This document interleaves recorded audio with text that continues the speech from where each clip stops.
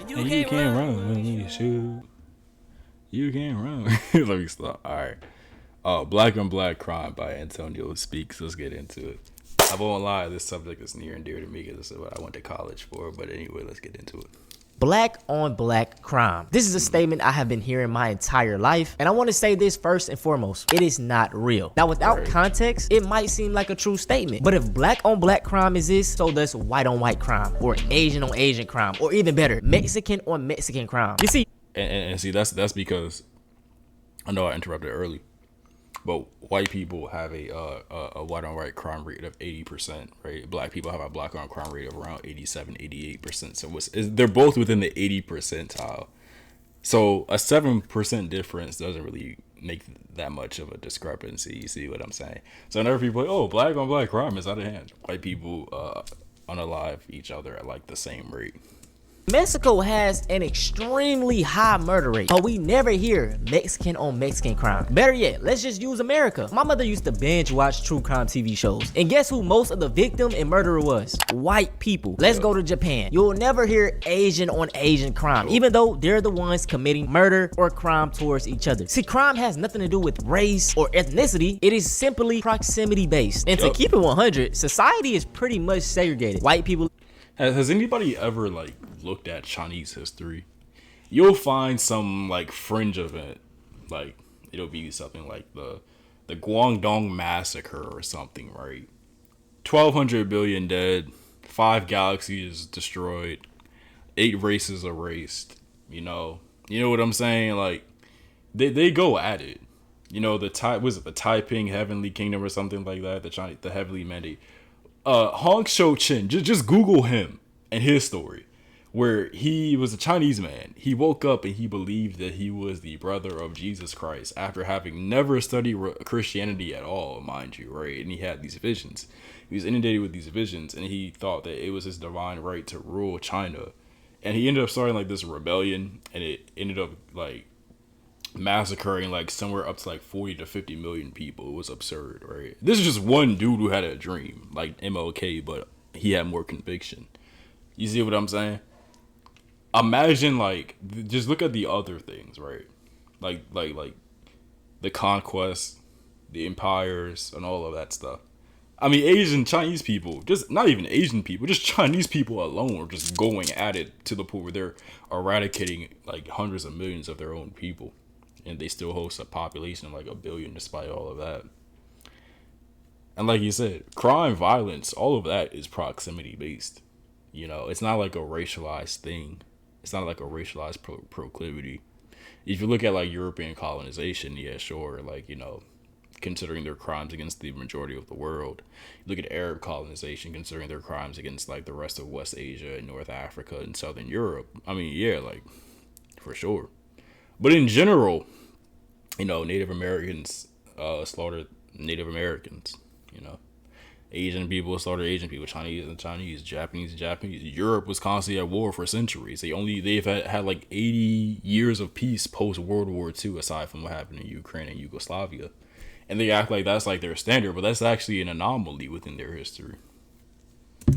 Live near white people, black people live near black people, Hispanics live near Hispanics, etc. And another factor that people really don't put into play is poverty. Black people live in some of the most high poverty areas, which breeds crime. Now let's bring up statistics because y'all love using these. We got 3 FBI crime stats from 2017, 2018, and 2019. So in 2017, white people accounted for 80% of other white murders. In 2018, it was 80.75%, and in 2019, it was 78.62%. Now here's the black stats. From 2017 to 2019, it was consistent at about 88%. And just by me comparing the two, yes, black murders are higher, but white on white crime is real too. And I can say this honestly as a young black man, we do need to do better. But the problem is always the cherry picking. It's so easy to throw one group of people under the bus and blame them for all of the problems. And this is where the false stats and racism comes into play. Because whenever people like white people and black conservatives bring up, oh, black on black crime, they never bring it up in good faith. Their point is to promote this racist narrative that somehow blacks are more violent, especially towards each other, and that's the reason why we don't have any socioeconomic mobility. When in truth, Black on black crime was one of the more negligible factors as to the lack of upward mobility and social capital within the black community, because it's a systemic problem that's rooted in systemic racism, not individual conflicts, right? You're always going to have issues. You're always going to have conflict. African kingdoms and tribes fought against each other. Native American kingdoms and tribes fought against each other. European kingdoms and tribes and nations fought against each other. Like that has nothing to, that's always going to persist.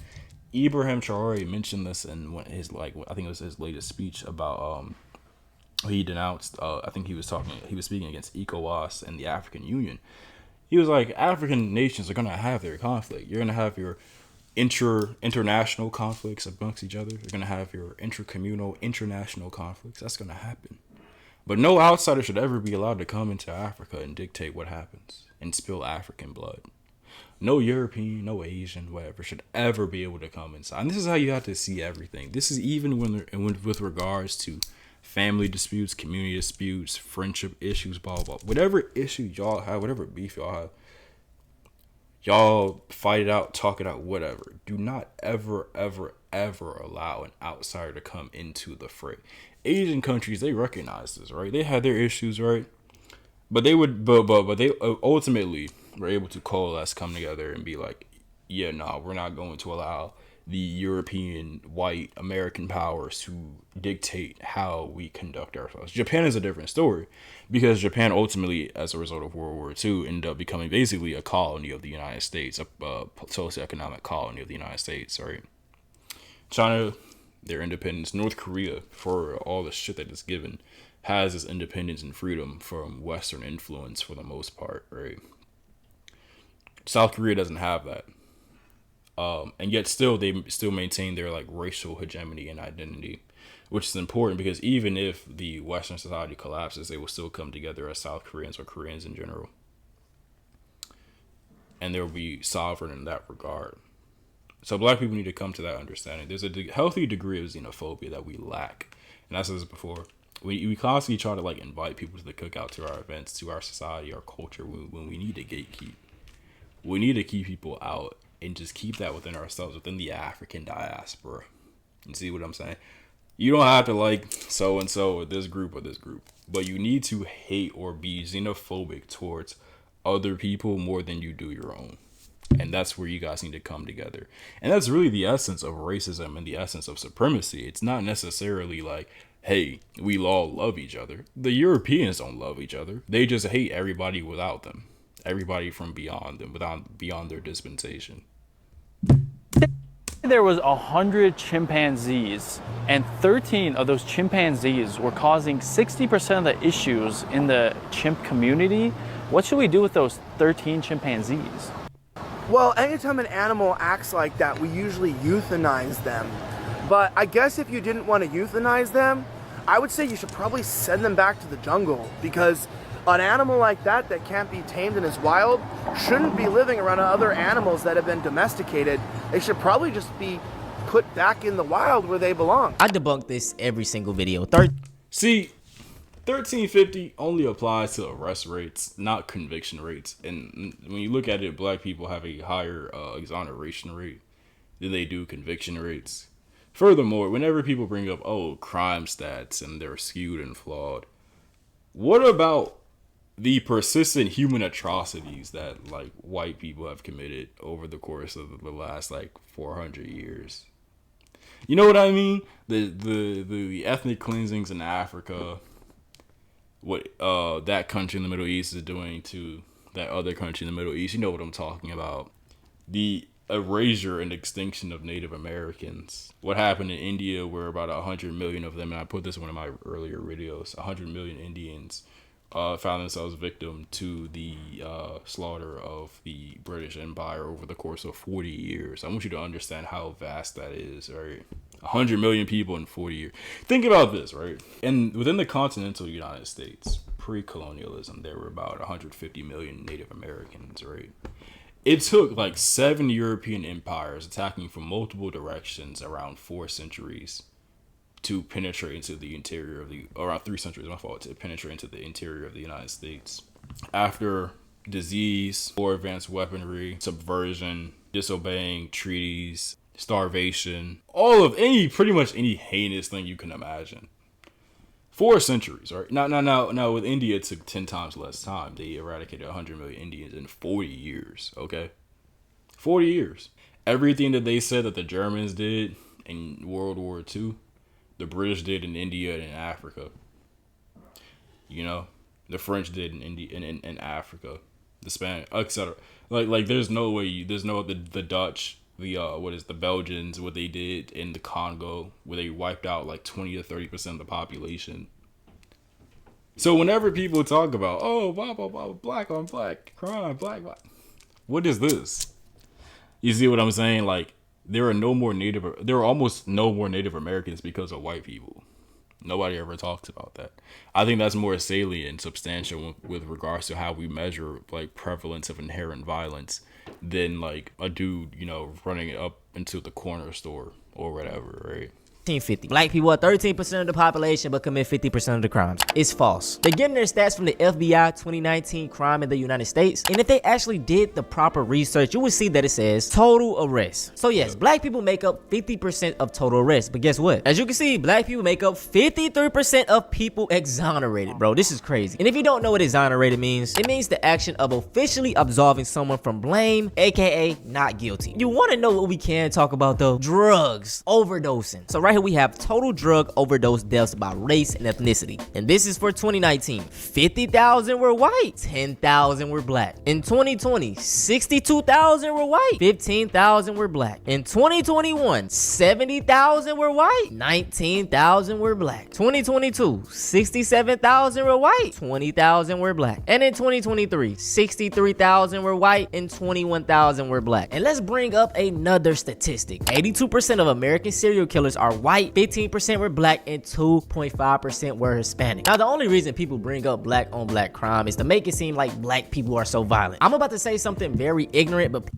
please don't take me out of context. Most of the black on black crime is warranted. These people are kind of at war with each other. Most of these deaths aren't innocent people. They in the streets and they know what comes with it. Bro, you know what's so crazy? I wake up every single day, and before I leave the house and go anywhere in public, I load up my firearm for black people. Not saying that no other race won't do nothing or no shit like that, but ultimately, bro, I'm not worrying about a white nigga or a Mexican nigga when I go out in public. I'm worried about niggas, bro.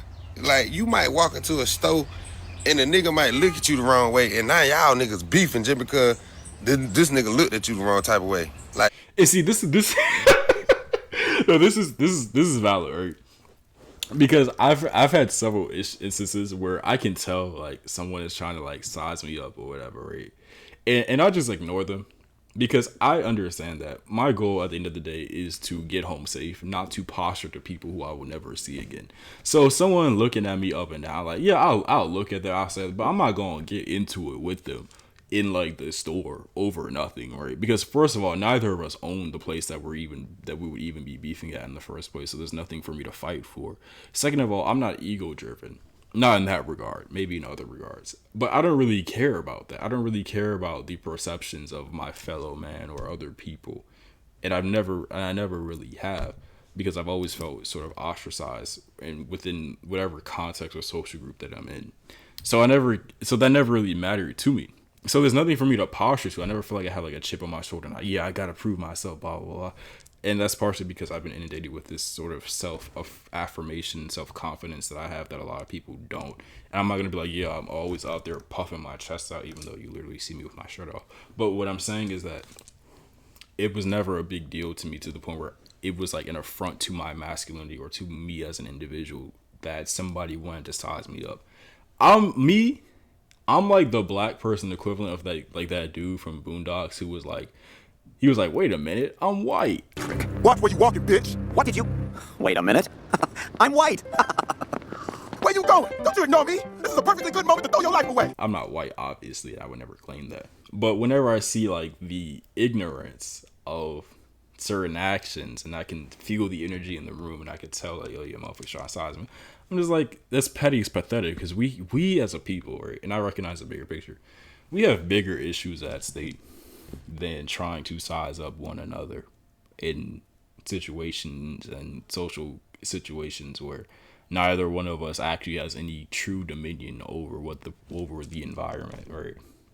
So why should I care about, oh, He's looking at you up. Okay, he gonna look at me regardless. They all gonna look at me. They all stare. That's what they're supposed to do.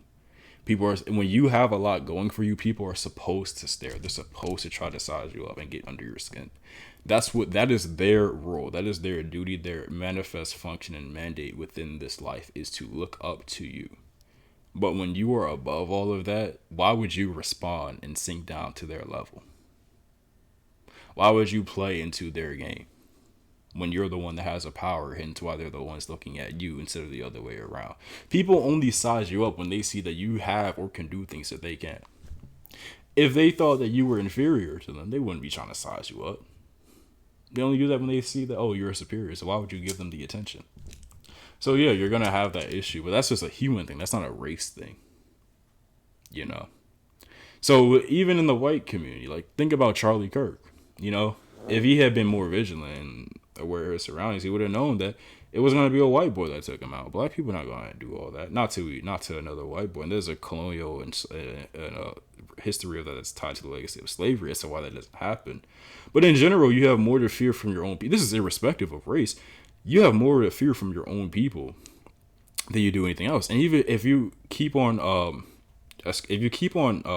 scaling this, right? You keep on if you keep on looking at the scale, the principle of the scale of it, you have more to fear from what you know than what you don't know. So you have more to fear from within your in-group, and subsequently from within your interpersonal psychology than you do anything external.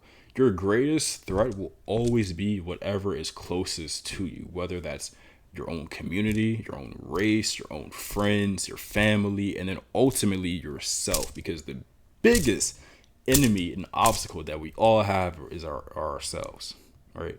That is our biggest hindrance, our biggest enemy. How we choose to react, how we choose to respond, the subconscious proclivities that we have, right? Things like that. All of that will make or break us. All of that influences how we react to the external world, and subsequently how the external world will react to us. And so because of that, the thing that we need to govern and legislate the most are ourselves. So first the individual, and then the community, and then everything from beyond that. This shit is crazy as hell. Like, think about this shit, bro. Like, I can go somewhere and a white person will speak to you like, hey, how you doing? But you go anywhere and see a group of niggas, it like you automatically got to get on 10. Like, niggas damn near don't want to speak or none of this shit. Like, bro, this shit is crazy as fuck. What the fuck is wrong with us, bro?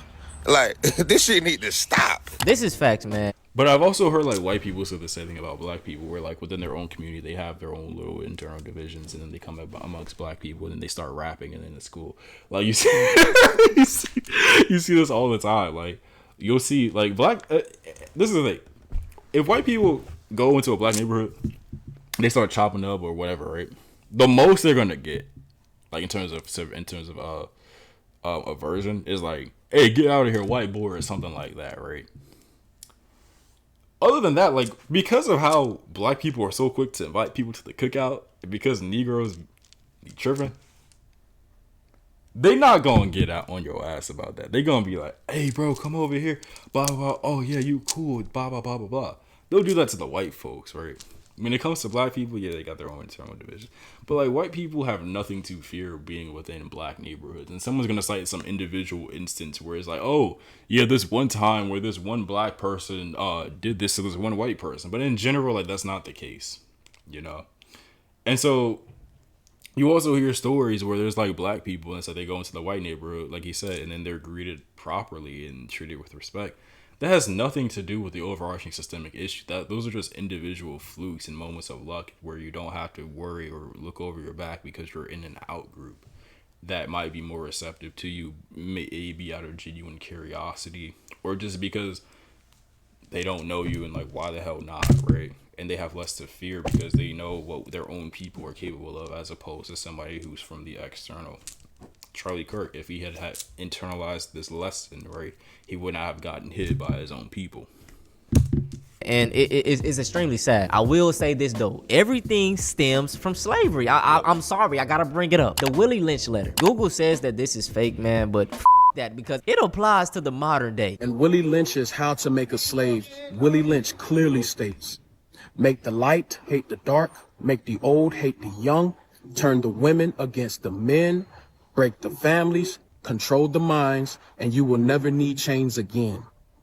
This is Willie Lynch's method on how to keep a slave mentally. Yep. See, what he is saying is we don't need chains anymore. As long as we can control them mentally, as long as we can disfranchise them, as long as we can turn them against one another, they will always be slaves. That was in 1712. It's over 300 years later, and we're still doing the same things to one another. When do we stop being slaves and break the Willie Lynch method? Literally everything that brother just And I said this wrong. Being a slave and then being enslaved are two different things. The action of being enslaved just means that you are physically confined to shackles. Being a slave means that you spiritually and psychologically identify with the system that is controlling and oppressing you. Keep that in mind. It is very important to recognize the distinction. There are a lot of people who, although they are not physically shackled by in the form of chattel slavery, are still slaves because they identify with the system that is designed to control them. You see like this all the time, black people who buy into the system, or even not even black people, just irrespective of race, people who buy into the system of racism, white supremacy, and capitalism that ultimately is cannibalistic, especially to white culture as well, where you think that it's actually there to benefit you, but really it's there to oppress black people. And so you think that black people are the enemy, all the while your own people at the top exploit you and your people for resources and use you as a sort of sword against people who have done nothing to you, right? This is with regards to the white community and white supremacy. And so you find that and a lot of white people find this, you actually have more in common with the average black person than you do with the elite of white people, right? Especially socioeconomically speaking. But slaves, and there are a lot of slaves, identify with this. These are people who are pro-capitalist, right? Who are pro-white. I'm talking in regards to the black community. Who buy into it and believe that somehow, some way, the system can provide you with some form of liberation, catharsis, or deliverance from the perceived social and economic injustices that you have faced as an individual, even though it is that very same system that is the reason why you have faced those historic injustices in the first place. So how can the system that oppresses you also be your liberator? It cannot be. Because if its manifest function is to keep you down, how could it free you?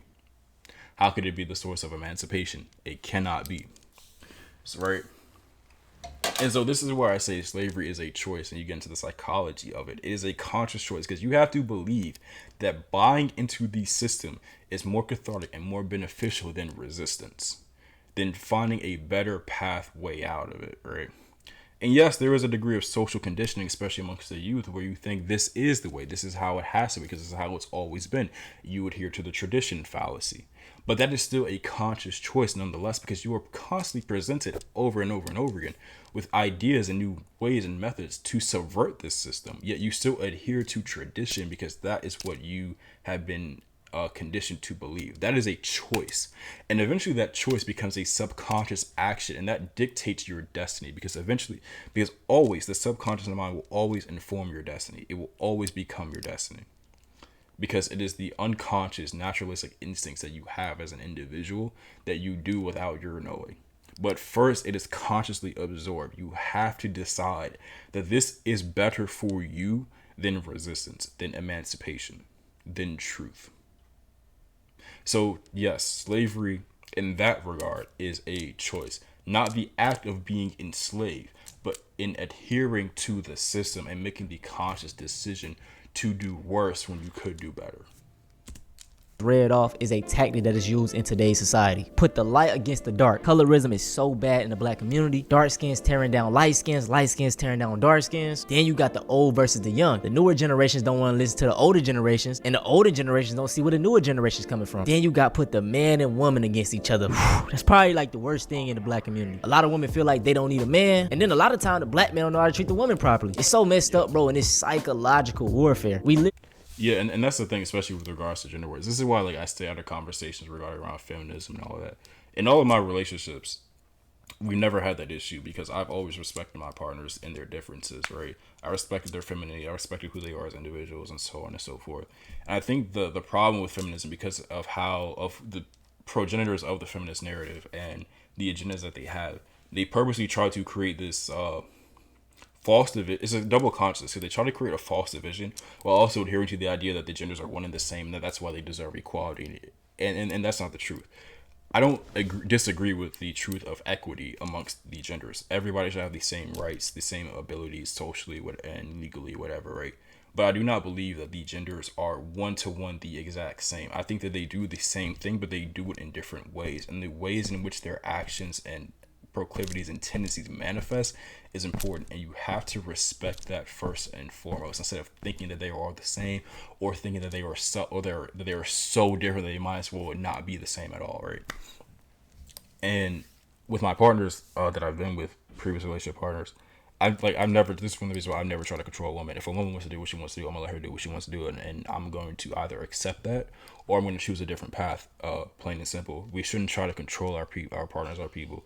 We give direction, but we don't manage. That's how it should be. Stop trying to manage people's behaviors. You can never ever do that, because ultimately what is suppressed comes to the forefront. You have to either give people direction and a purpose, and that comes with first either having someone who wants to adhere to what you say, and that's someone who is in a sound state of mind, or by having the qualities within that are conducive to leadership in the first place. So in order to lead, you have to give people something to follow. I think that's where a lot of men fall short, where they want a woman to follow them, but they have nowhere to lead them to. And that's where you have to look internally and then make that shift instead of looking to the external. And that's what a lot of us do, irrespective of race, but men in general. It's easy to scapegoat women as a form of catharsis and say women aren't doing this, women aren't doing that, blah blah blah blah blah blah. But there is a reason as to why women do not want to follow you, and you need to look at that, because it's not just them being defined, feminism, this and the third. A woman will I cannot stress this enough. If a woman truly genuinely loves or likes you, she will delude herself into doing such. So there is this is just for the people who are willing to delude themselves, let alone the people who adhere to the truth of who you are. So for some reason, there is something that you are not doing as a male that's preventing them from wanting to follow you. And let's say you as a man are actually a man who is of quality, who can lead, blah, blah, blah, blah, blah, blah, blah, right? And part of leadership is knowing when not to lead and when to listen. So keep that in mind. Being a leader does not mean being a dictator. Being a leader means knowing when to follow, when to listen, when to learn, and then applying that knowledge into a broader goal from which you can all benefit from.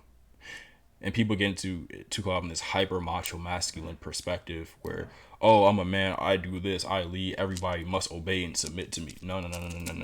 Don't do that. What's the Michael Jordan me? Don't do that, right?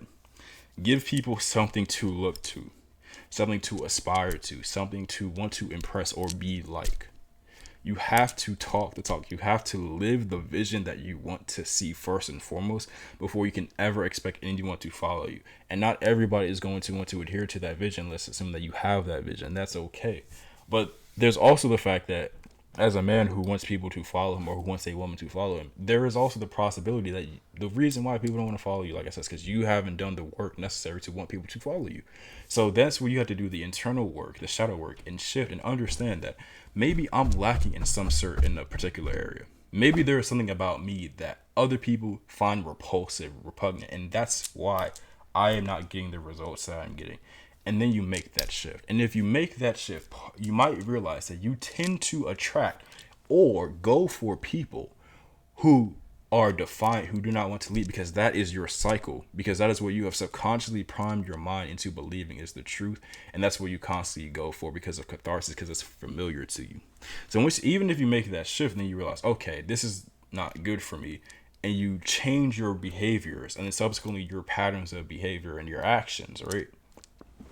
Then you'll find yourself in a state of consciousness in which you can integrate and be with people who are willing to listen to whatever you have to say.